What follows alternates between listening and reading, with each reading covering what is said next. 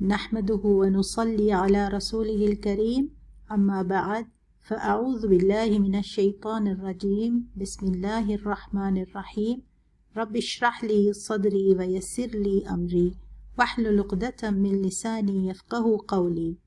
السلام عليكم ورحمة الله وبركاته. சூரத்துல் பக்ரா தஃப்சீர் ஆயத் 17 20 வரை. பிஸ்மில்லாஹிர் ரஹ்மானிர் ரஹீம். மஸலுஹும் அவர்களின் உதாரணம், கமஸல உதாரணத்தை போல், அல்லதி ஒருவரின், இஸ்தௌகத மூட்டிய, நாரன் நெருப்பை, ஃபலம்மா பின் அது, அதாஅத் வெளிச்சமடைந்த போது, மா இருந்தவை, ஹவுலஹு அவனைச் சுற்றி, தஹபல்லாஹு அல்லாஹ் எடுத்துவிட்டான், பினூரிஹிம் அவர்களின் ஒளியை, வதரகஹும் மேலும் விட்டுவிட்டான் அவர்களை, ஃபீ ظுலுமாத்தின் இருட்டில், லா யுபஸிரூன் அதனால் அவர்களால் பார்க்க முடியவில்லை. 17வது ஆயத். அவர்களின் உதாரணம் ஒரு நெருப்பை மூட்டிய ஒருவரின் உதாரணத்தை போல. நெருப்பை மூட்டிய பின் அவனது சுற்றுப்புறம் வெளிச்சமடைந்த போது அல்லாஹ் அவர்களின் ஒளியை எடுத்துவிட்டு அவர்களை இருட்டில் விட்டுவிட்டான். அதனால் அவர்களால் பார்க்க முடியவில்லை. சும்முன் செவிடர்கள், புக்முன் ஊமைகள், உம்யுன் குருடர்கள், ஃபஹும் அதனால் அவர்கள், லா இல்லை, யர்ஜிஊன் திரும்புவார்கள். 18வது ஆயத். அவர்கள் செவிடர்கள், குருடர்கள் மற்றும் ஊமைகள் ஆகிவிட்டார்கள். அதனால் அவர்கள் திரும்பப் போவது இல்லை.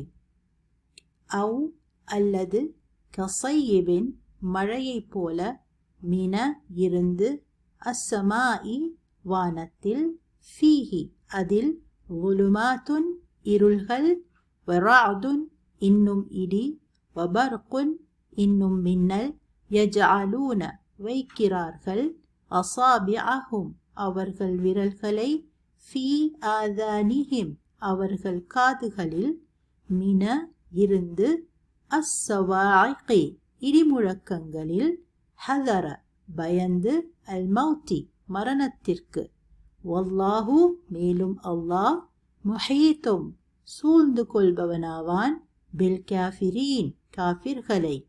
19வது ஆயத். அல்லது அது வானத்தில் இருந்து வரும் கடும் மழையைப் போன்றது. அதற்குள் இருள், இடி மற்றும் மின்னல் இருக்கும். மரணம் வந்துவிடுமோ என்ற பயத்தில் இடிமுழக்கங்களுக்கு எதிராக அவர்கள் தங்கள் காதுகளில் விரல்களை வைக்கிறார்கள். ஆனால் அல்லாஹ் காஃபிர்களை சூழ்ந்திருக்கிறான்.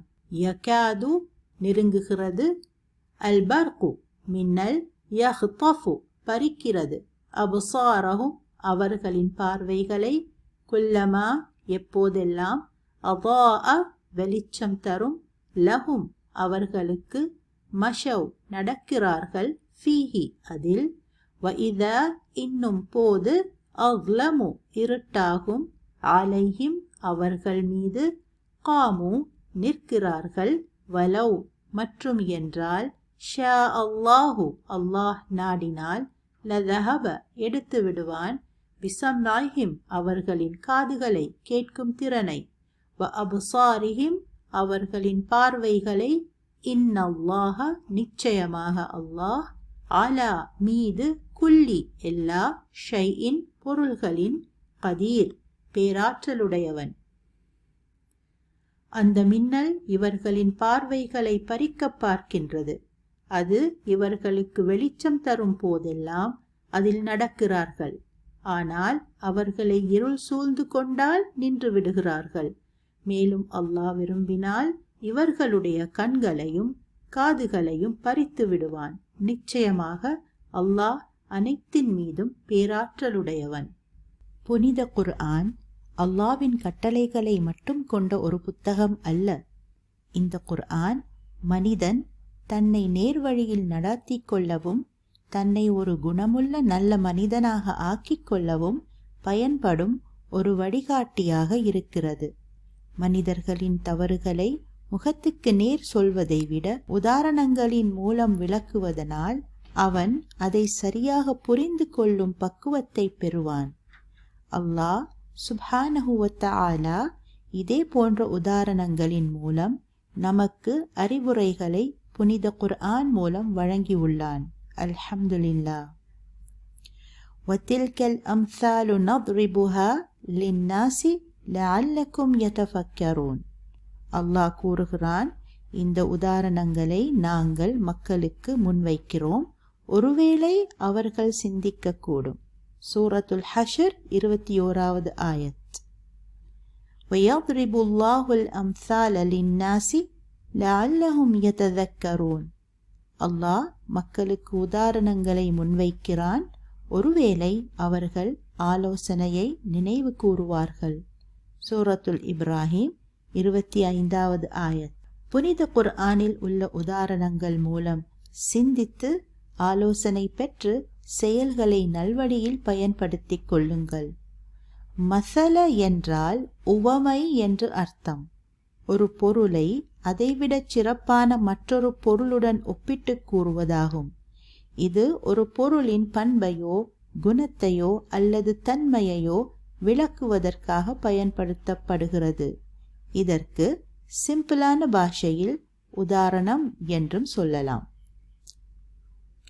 ஒருவரின் போக்கை சரி செய்வதற்காக உதாரணங்கள் மூலம் புத்திமதி சொல்வது புனித குர்ஆனின் ஒரு அழகிய முறையாகும்.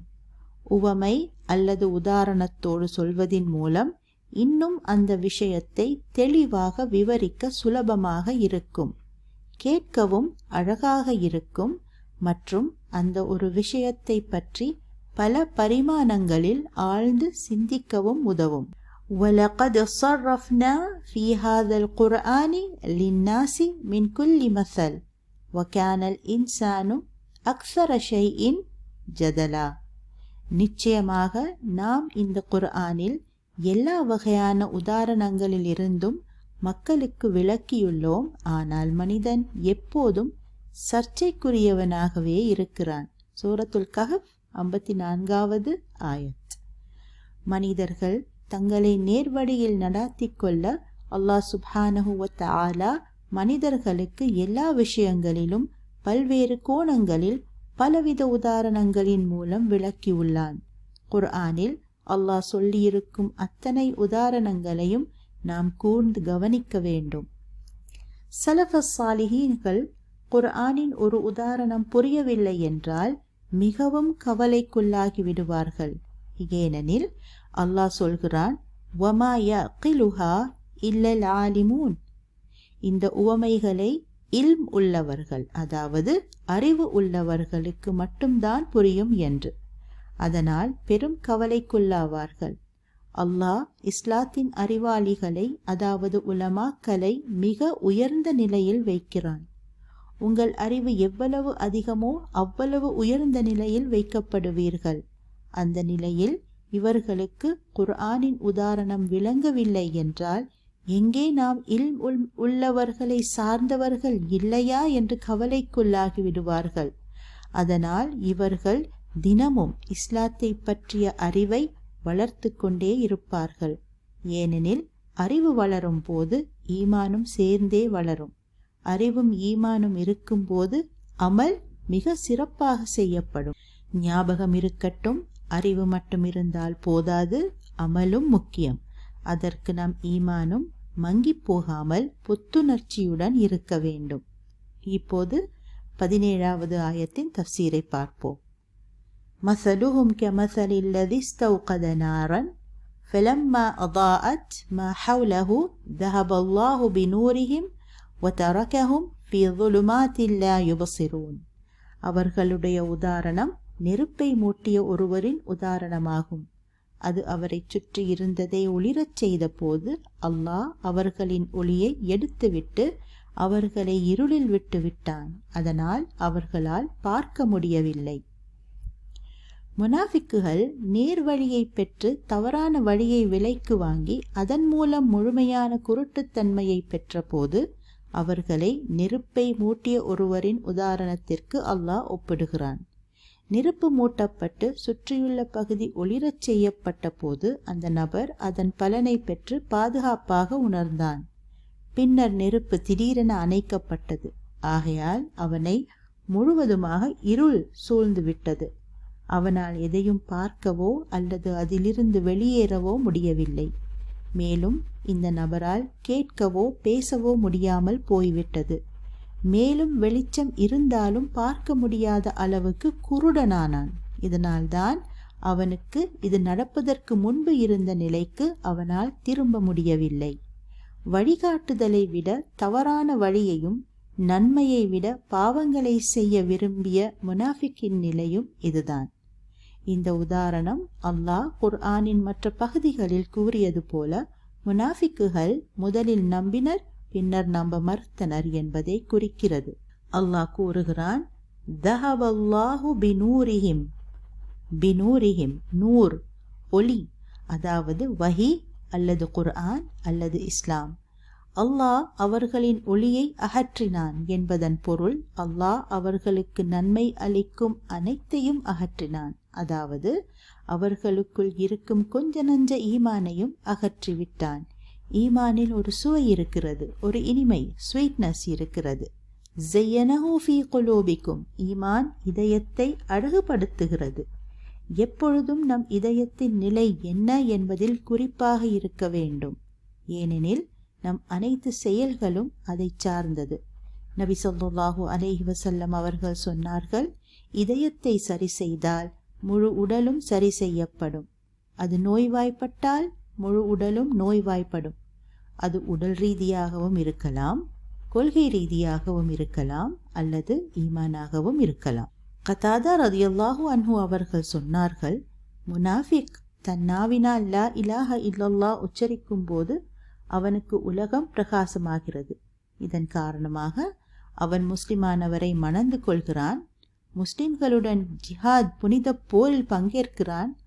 அவனது ஈமானின் காரணமாக தன் உயிரையும் செல்வத்தையும் பாதுகாத்துக் கொள்கிறான். ஆனால் அவன் மரணத்தை சந்திக்கும் போது இந்த பிரகாசம் முனாஃபிக்கிடமிருந்து பறிக்கப்படுகின்றன. ஏனெனில் ஈமான் என்பது அவனது இதயத்தில் ஆணித்தரமாக பதியவில்லை. அதனால் அவனது அமல்களில் ஈமானிற்குரிய எந்த உண்மையும் இல்லை. நாங்கள் மௌத்தாகி கபரில் புதைக்கப்பட்ட பிறகு எங்களிடம் கேள்வி கேட்கப்படும். மன் ரப்புக, உன்னை படைத்தவன் யார்? மன் தீனுக, உன்னுடைய மதம் எது? மன் நபியுக, உன்னுடைய நபி யார்? முஃமின் இந்த கேள்விகளுக்கு சுலபமாக பதில் சொல்லிவிடுவான். ஆனால் முனாஃபிக் சொல்லுவான், லா அத்ரி, எனக்கு தெரியாது. ஏதோ அப்போது எல்லோரும் முஸ்லிமானார்கள், நானும் அதை பின்பற்றினேன். அதை பற்றி ஒன்றும் ஆழமாக தெரியாது. ஒரு ட்ரெண்ட் போயிட்டு இருந்தது, அந்த ட்ரெண்டை நானும் ஃபாலோ பண்ணினேன்.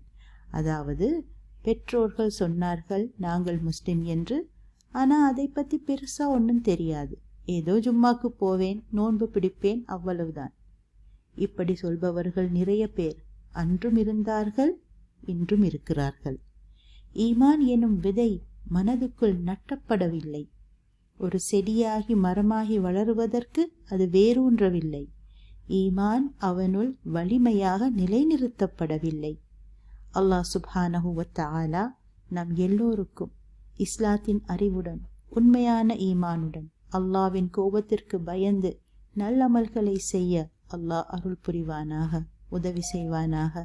ஆமீன். மேலோட்டமான ஈமானுடன் இருந்தவன் ஜிஹாதிலும் பங்கேற்றுகிறான். இருந்தும் அல்லாஹ் அவனுடைய பிரகாசத்தை பறித்தால் பாவம் அவன் என்ன செய்வான் என்ற கேள்வியை கேட்கலாம்.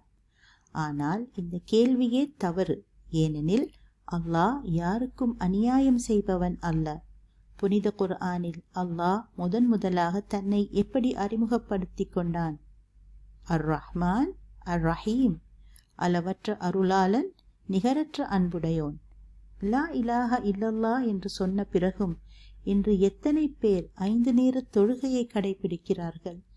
அதிலும் ஆண்கள் தொழுகைக்காக மஸ்ஜித் செல்ல வேண்டும். 5 நேரமும் போக முடியவில்லை என்றாலும் ஒரு நேரமாவது மஸ்ஜிதில் தொழலாம். ஆனால் மற்ற எல்லா வேலைகளுக்கும் நேரம் இருக்கும், தொழுகைக்கு மட்டும் நேரம் இருக்காது. அதே போல் முஃமின் தர்மம் செய்வது அல்லாஹ்வுக்காக, ஆனால் முனாஃபிக் தர்மம் செய்வது மக்களுக்கு அவனை நல்லவன் என்று காட்டிக்கொள்வதற்காக.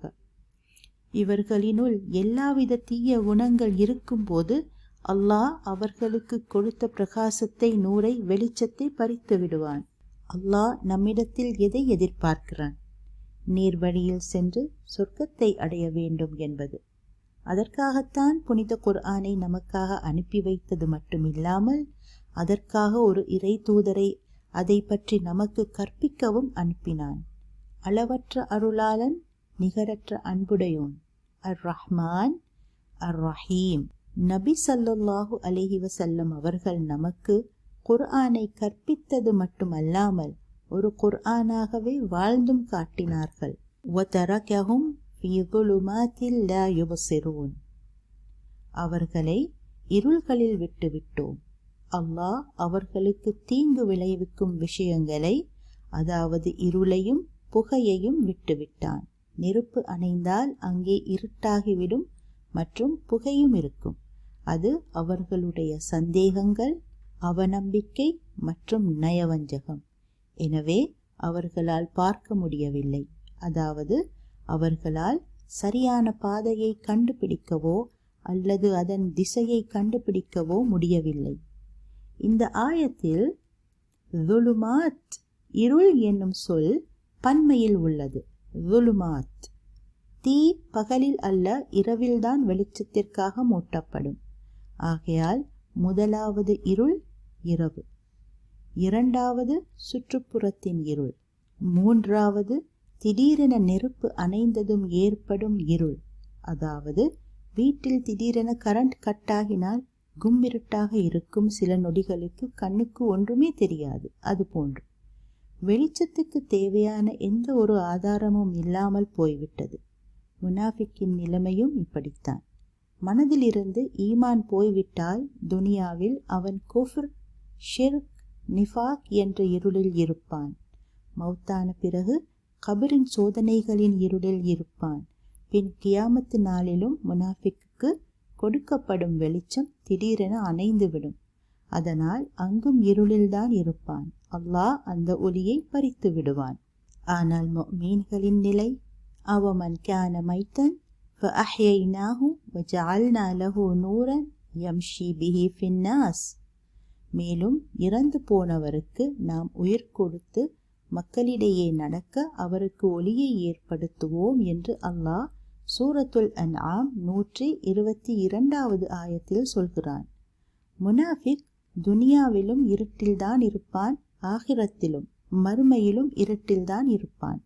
துனியாவில் அறியாமையின் இருள், குஃப்ரின் இருள் மற்றும் தீமைகளின் இருள். ஒரு தீயச் செயல் இதயத்தில் ஒரு கரும்புள்ளியை உருவாக்கும். தொடர்ந்து தீமைகள் செய்து வந்தால் முழு இதயமும் கருப்பாகிவிடும்.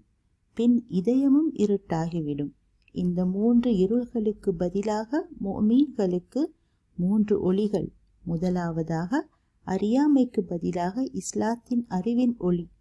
இவர்களின் அறிவு எனும் விளக்கு தொடர்ந்து எரிந்து கொண்டே இருக்கும், அணைய விடமாட்டார்கள். ஏனென்றால் அவர்களுக்கு தெரியும், இது என்னுடைய லைஃப் லைன், இது என்னுடைய ஆக்சிஜன். இதை அணையவிட்டால் என் மூச்சு நின்றுவிடும், என்னுடைய வாழ்க்கை முடிந்துவிடும், இது இல்லாமல் வாழ்வது கடினம் என்று. இஸ்லாத்தின் அறிவை தொட்டிலிலிருந்து சுடுகாடு வரை வளர்த்து கொண்டே இருக்க வேண்டும். எந்த வயதிலும் இஸ்லாத்தை பற்றி இன்னும் தெரிந்து கொள்ள முயற்சி செய்யுங்கள். வயதை ஒரு காரணமாக்காதீர்கள். அல்லாஹ்வின் குர்ஆன் ஒரு நூர், ஒரு ஒளியாகும். அல்லாஹ்வுடைய தீன் ஒரு நூறாகும். அல்லாஹ்வுடைய ஷரீஅத் ஒரு நூறாகும். அல்லாஹ் அவனுடைய தோழர்களை இருளிலிருந்து வெளிச்சத்துக்கு கொண்டு வருவான். அல்லாஹு வலியுல்லதீன ஆமனு யுஹ்ரிஜுஹும் மினல் ظுலுமாத்தி இலன் நூர். அதே சமயம் வல்லதீன கஃபரு அவ்லியாஉஹுமுத் தாகூத்து யுஹ்ரிஜூனஹும் மினன் நூரி இலல் ظுலுமாத். ஈமான் அல்லாதவர்களின் கூட்டாளிகள் தாகூத், அதாவது ஷைத்தான்.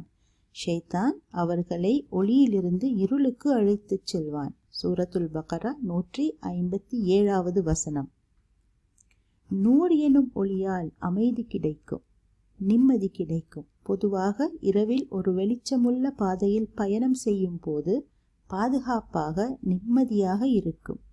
அதே சமயம் இருட்டான பாதையில் பயணிக்கும் போது பயமாகவும் அமைதியின்மையாகவும் இருக்கும். நம் சுற்றுப்புறம் வெளிச்சமாக இருப்பது அவசியம். நம் சுற்றுப்புறத்தில் ஈமானுள்ளவர்கள் இருப்பதும் அவசியம். ஏதாவது ஒரு வழியில் நாம் இஸ்லாத்தின் அறிவை வளர்த்து கொண்டே இருக்க வேண்டும். அது எந்த ஒரு வழியாகவும் இருக்கலாம்.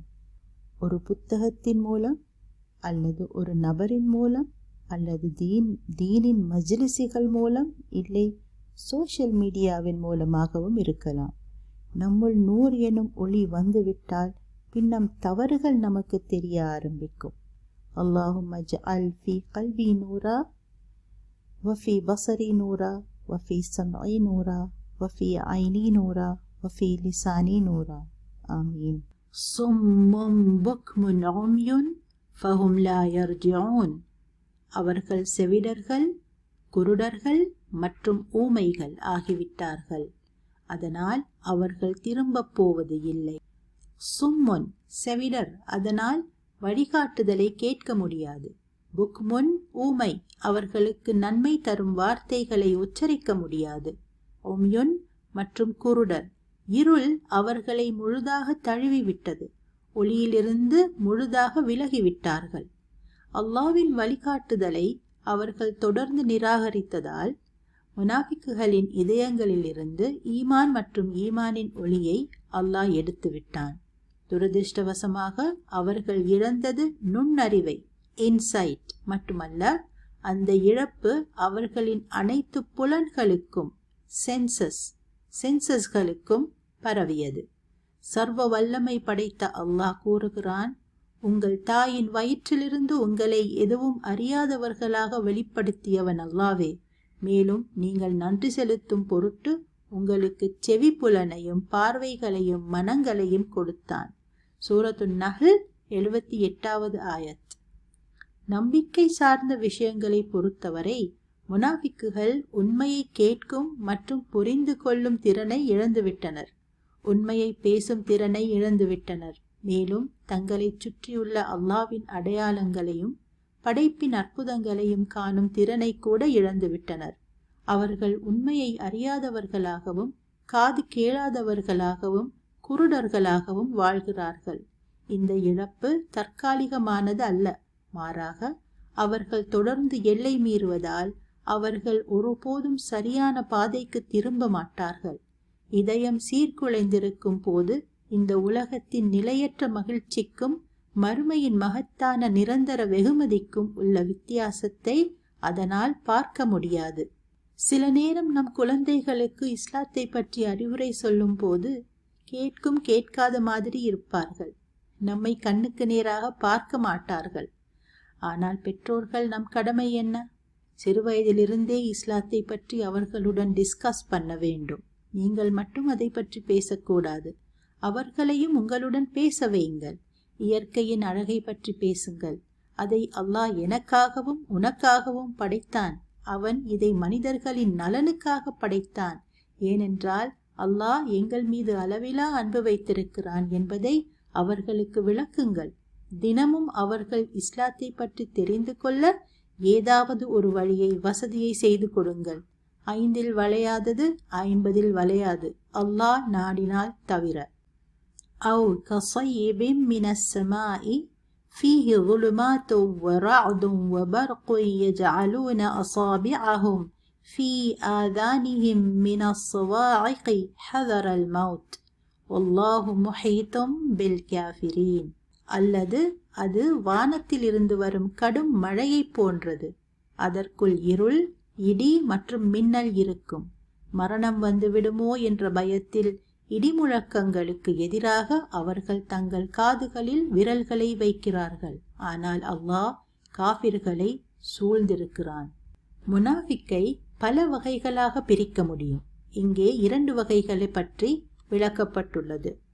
எப்படி என்றால், அவநம்பிக்கை ஆழமாக வேரூன்றியதால் அவர்களுக்கு இஸ்லாத்தின் மீது சிறிதும் நாட்டமில்லை. ஆனால் உலக நோக்கங்களுக்காக முஸ்லிம்களாக காட்டிக்கொண்டனர். ஒளியை கண்டுபிடித்த பிறகும் அதை இழந்து இருளில் விடப்படும் ஒரு மனிதனுடன் புனித குர்ஆன் 17வது ஆயத்தில் அவர்களை ஒப்பிட்டது. இன்னொரு வகை எப்படி என்றால், இஸ்லாத்தின் உண்மையை அங்கீகரித்தவர்கள் சில சமயங்களில் உண்மையான முஸ்லிம்களாக இருந்தனர். ஆனால் உலக ஆசைகள் அவர்களை அவ்வாறு செய்ய அனுமதிக்கவில்லை. மேலும் அவர்கள் நிரந்தர தயக்கத்திலும் சந்தேகத்திலும் இருந்தனர். இடியுடன் கூடிய மழையில் சிக்கிய மனிதர்களைப் போல அவர்கள் ஒப்பிடப்படுகிறார்கள். சையிப், சாத் வாவ் பா ரூட் வேர்ட், அதாவது வேர்ச்சொல், மழை அல்லது இறங்குதல் என்று அர்த்தம். மழை வானத்திலிருந்து பூமியை நோக்கி இறங்குவதினால் இதற்கு சையிப் என்று சொல்லப்படும். சையிப் கனமழைக்கு உபயோகிக்கப்படும் வார்த்தை. முனாஃபிக்கின் உதாரணத்தை பார்க்கும்போது, தங்களுக்கு வரும் பெரிய நன்மைகளை பொருட்படுத்தாத ஒரு குழுவையும் மழையின் மகத்தான நீண்டகால நன்மைகளை புறக்கணித்து குறுகிய கால எதிர்மறைகளில் கவனம் செலுத்தும் ஒரு குழுவையும் காண்கிறோம். அவர்கள் மேகங்களின் இருளை மட்டுமே கவனித்தனர். இடி மற்றும் மின்னல்களுக்கு அஞ்சினர். மழை என்பது அல்லாஹ்வால் மனிதனுக்கு தரப்படும் ஒரு நியாமத், ஒரு பரக்கத் என்பதை அவர்கள் புரிந்து கொள்ளவில்லை. அதேபோல் நபிகள் நாயகம் ஸல்லல்லாஹு அலைஹி வஸல்லம் அவர்கள் இஸ்லாத்தின் செய்தியை கொண்டு வந்த போது அல்லாஹ்வின் பரிசின் மகத்தான நன்மைகளை அவர்களால் காண முடியவில்லை. மாறாக அவர்கள் தங்கள் குறுகிய கால அந்தஸ்தையும் தவறாக சம்பாதித்த செல்வத்தையும் இழக்க நேரிடும் என்ற எண்ணத்தில் உறுதியாக இருந்தனர். முனாஃபிக் மின்னல் மின்னும் போது ஒரு படி அல்லது 2 படிகள் முன்னேறிச் சென்று அது முடிந்ததும் மீண்டும் சிக்கிக்கொள்கிறான். இடியின் சத்தத்துக்கு மரணித்து விடுவோமோ என்று பயந்து காதுகளை விரல்களால் மூடிக்கொள்கிறார்கள். அதாவது நபி ஸல்லல்லாஹு அலைஹி வஸல்லம் வஹி வந்து அதை பற்றி விவரிக்கும் போது இவர்களும் அந்த மஜ்லிஸில் இருப்பார்கள். எங்கே நம்மை பற்றி அல்லாஹ் சொல்லியிருப்பானோ அல்லது எங்களுக்கு ஏதும் பயங்கரமான தண்டனை அனுப்பிவிட்டானோ என்ற பயத்தில் 2 காதுகளையும் மூடிக்கொள்வார்கள். இந்த உதாரணங்களின் மூலம் முனாஃபிக் அல்லாஹ்வின் சக்திக்கு அப்பாற்பட்டவர்கள் அல்ல என்றும், அவன் விரும்பும் போது அவர்களின் பார்வையையும் செவிப்புலனையும் பறிக்க முடியும் என்றும் அவர்களை அடிக்கவும் முடியும் என்றும் எச்சரிக்கப்படுகிறார்கள். புனித குர்ஆன் உலகிற்கு ஒரு கலங்கரை விளக்காகும். இந்த ஒளி மனிதகுலத்தின் மீது பாய்ச்சப்படும் போது வழிகாட்டுதலும் பிழையும் எவை என்பது தெளிவாக தெரியும். நன்மை தீமைகள் எவை, அவற்றின் விளைவுகள் என்ன என்பது தெளிவாகும். ஆனால் சிலர் சத்தியத்திற்கு தலை வணங்குவதற்கு பதிலாக சத்தியம் தங்களுக்கு கீழ்ப்படிய வேண்டும் என்று விரும்புகிறார்கள். அல்லாஹ்வின் ஒளி அவர்களை குழப்பவே உதவுகிறது. அவர்களின் மறைக்கப்பட்ட பொறாமையும் பெருமையும் அவர்களை பிடித்துக் கொள்கிறது. அவர்கள் இதயம் கருப்பாகி இருளாகிவிட்டதனால் அவர்களின் தீய உணர்வுகள் தூண்டப்படுகின்றன. ஆழமாக வேரூன்றிய தவறான எண்ணங்கள் அவர்களின் புலன்களை வெல்லுகிறது. யகாதுல் பர்கு யஹ்தஃபு அப்சாரஹும் குல்லமா அலாஅ லஹும் மஷவ் ஃபீஹி வஇதா அஸ்லம அலைஹிம் காமு வலவ் ஷாஅ அல்லாஹு லذهب பிஸம்இஹிம் வஅப்சாரிஹிம் இன்னல்லாஹ அலா குல்லி ஷைஇன் கதீர். அந்த மின்னல் இவர்களின் பார்வைகளை பறிக்க பார்க்கின்றது. அது இவர்களுக்கு வெளிச்சம் தரும் போதெல்லாம் அதில் நடக்கிறார்கள். ஆனால் அவர்களை இருள் சூழ்ந்து கொண்டால் நின்று விடுகிறார்கள். மேலும் அல்லாஹ் விரும்பினால் இவர்களுடைய கண்களையும் காதுகளையும் பறித்து விடுவான். நிச்சயமாக அல்லாஹ் அனைத்தின் மீதும் பேராற்றலுடையவன். இந்த ஆயத்தில் முனாஃபிக்குகளின் இழப்பு மற்றும் குழப்ப நிலையை அல்லாஹ் உதாரணத்துடன் தொடர்கிறான்.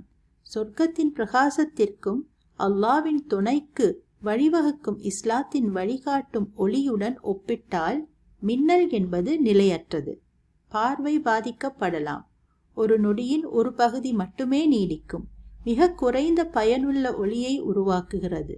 இது இந்த உலகத்தின் ஒளியை போன்றது. ஏனென்றால் அதுவும் நிலையற்றது மற்றும் இந்த ஒளி வழிகாட்டுதலுக்கு ஒரு மோசமான ஆதாரமாகும். முனாஃபிக்குகள் அல்லாஹ்வின் வழிகாட்டுதலை அடைந்த போது அதை ஏற்றுக்கொண்டிருந்தால் இஸ்லாம் அவர்களின் இதயங்களை ஒளிரச் செய்து அவர்களை சொர்க்கத்திற்கு அழைத்துச் சென்றிருக்கும். ஆனால் அவர்கள் இந்த உலகில் தங்கள் விருப்பங்களை பின்பற்ற விரும்பினர். அதனால் இருளிலும் குழப்பத்திலும் விடப்பட்டனர். பறித்தல் என்ற வினைச்சொல் உரிமையாளரின் விருப்பத்திற்கு எதிராகவும் முதலில் அனுமதி பெறாமலும் எதையாவது பிடுங்குவதை குறிக்கிறது. ஒரு குழந்தை ஒரு கடைக்குச் சென்று ஒரு சாக்லேட்டை பறித்து ஓடிவிட்டால் அதை தடுக்க கடை உரிமையாளருக்கு முடியாது. ஏனென்றால் இவை அனைத்தும் திடீரென்று நடக்கும். அதேபோல் நீங்கள் இந்த உலகில் அல்லாஹ்வின் வழிகாட்டுதல் இல்லாமல் வாழ்ந்தால் வாழ்க்கை உங்கள் கவனத்தை பறித்து உங்கள் விருப்பத்திற்கு எதிராக ஒரு திசையிலும் பின்னர் மற்றொரு திசையிலும் உங்களை அழைத்துச் செல்லும். அல்லாஹ் கூறுகிறான், அல்லாஹ் நாடினால் அவர்களுடைய செவிப்புலனையும் பார்வைகளையும் நிச்சயமாக பறித்து விடுவான் என்று. அல்லாஹ் அவர்களின் பார்வையையும் கேட்கும் திறனையும் பறிப்பதாக அச்சுறுத்துகிறான். ஈமானை சார்ந்த விஷயங்களில் அவர்கள் கேட்கிறார்கள், ஆனால் பகுத்தறிவதில்லை. பார்க்கிறார்கள், ஆனால் கவனிக்க மாட்டார்கள். இருப்பினும் உலக விஷயங்களை பொறுத்தவரை அவர்களின் பார்வை, கேட்கும் திறன் மற்றும் மனம் நன்றாகவே செயல்படுகின்றன. பொதுவாக இவை நமது நலனுக்காக பயன்படுத்தப்படும் வழிமுறைகளாகும். இவைகளை அல்லாஹ் விரும்பிய முறையில் பயன்படுத்தும் போது அவை அல்லாஹ்வின் மீதான நமது நம்பிக்கையையும் அன்பையும் அதிகரிக்க உதவுகின்றன. மறுபுறம் முனாஃபிக்குகள் தங்கள் புலன்களை உலக இன்பத்திற்காகவும் ஷைத்தானின் பாதையை பின்பற்றுவதற்காகவும் மட்டுமே பயன்படுத்துகிறார்கள். எனவே பார்வை, கேட்டல் மற்றும் பகுத்தறிவு ஆகிய புலன்களை அவர்கள் நேர் எதிரான நோக்கம் கொண்ட பயன்படுத்துகிறார்கள். இந்த உறுப்புகள் செயல்பட்டாலும் அவர்களிடம் அவை இல்லாததற்கு சமமாகும். இருப்பினும் அல்லாஹ் மிகவும் கருணையுள்ளவன். நாம் ஒவ்வொருவருக்கும் அவனுடைய பாதையை கண்டுபிடித்து பின்பற்ற தேவையான அனைத்து கருவிகளையும் அவன் கொடுக்க விரும்புகிறான். மறுமை நாளில் தங்களுக்கு பார்வை வழங்கப்பட்டிருந்ததால் அவர்கள் சரியான பாதையில் செல்ல முடிந்திருக்கும் என்று காஃபிர்களும் முனாஃபிக்குகளும் சொல்லவோ வாதாடவோ முடியாது. மேலும் அவர்கள் கேட்க மட்டுமே முடிந்திருந்தால் அல்லாஹ்வின் செய்திகளை ஏற்றுக்கொண்டிருப்பார்கள். உண்மையில் நியாய தீர்ப்பு நாளில் அவர்கள் தங்களுக்கு தேவையான அனைத்து கருவிகளும் இருந்தும் அல்லாஹ்வின் வழிகாட்டுதலை விட்டு விலகிச் செல்ல தேர்ந்தெடுத்தார்கள் என்று சாட்சியம் அளிப்பார்கள். அவர்கள் சொர்க்கத்தை விட உலகில் உடனடி குறுகிய கால திருப்தியை தேர்ந்தெடுத்தார்கள். வாழ்க்கையின் உண்மையான மதிப்புகளுக்கு நீங்கள் கவனம் செலுத்த தவறி உடனடி குறுகிய கால மனநிறைவை துரத்துவதில் உங்கள் நேரத்தை செலவிட்டால் உலகத்தின் வசீகரம் உங்களை பிடித்து ஒரு திசையிலும் பின்னர் அடுத்த திசையிலும் தூக்கி எறியும். மேலும் நீங்கள் இழப்பு அல்லது தடைகளை எதிர்கொள்ளும் போது ஒவ்வொரு மூலையில் இருந்தும் இருள் உங்களை சூழ்ந்து கொள்வதால் நீங்கள் விரக்திக்கு ஆளாக நேரிடும். அல்லாஹ் உங்களுக்கு ஒரு மாற்று வழியை வழங்குகிறான். அது உங்களுக்கு இந்த வாழ்க்கையில் அமைதியையும் மறுமையில் இறுதி வெற்றியையும் தருகிறது. அல்லாஹும்ம இன்னி அஊது பிக மினல் அஜ்ஸி வல் கஸலி வல் ஜுப்னி வல் புஹ்லி வல் ஹரமி வல் கஸ்வதி வல் கஃப்லதி வல் ஆயிலதி வல் தில்லதி வல் மஸ்கனதி وأعوذ بك من الفقر والكفر والفسوق والشقاق والنفاق والسمعة والرياء وأعوذ بك من الصمم والبكم والجنون والجذام والبرص وسيء الأسقام. يا الله, செயலின்மை, சோம்பேறித்தனம், கோழைத்தனம், கஞ்சத்தனம், தீவிர முதுமை, இதய கடினத்தன்மை, கவனக்குறைவு ஆகியவற்றிலிருந்து நான் உன்னிடம் பாதுகாப்பு தேடுகிறேன். அவமானம், வறுமை, ஏழ்மை, நம்பிக்கையின்மை, கீழ்ப்படியாமை, எதிர்ப்பு, நயவஞ்சகம், கெட்ட பெயர் மற்றும் வெளிவேஷங்களிலிருந்து நான் உன்னிடம் பாதுகாப்பு தேடுகிறேன். காது கேளாமை, ஊமைத்தனம், புத்தி பேதலித்தல், தொழுநோய், வெண்புள்ளி நோய் மற்றும் அனைத்து மோசமான நோய்களில் இருந்தும் நான் உன்னிடம் பாதுகாவல் தேடுகிறேன். ஆமீன், ஆமீன் யா ரப்பல் ஆலமீன். சுப்ஹானக அல்லாஹும்ம வ பிஹம்திக அஷ்ஹது அன் லா இலாஹ இல்லா அன்த அஸ்தக்ஃபிருக வ அதூபு இலைக். அஸ்ஸலாமு அலைக்கும் வ ரஹ்மத்துல்லாஹி வ பரகாத்துஹு.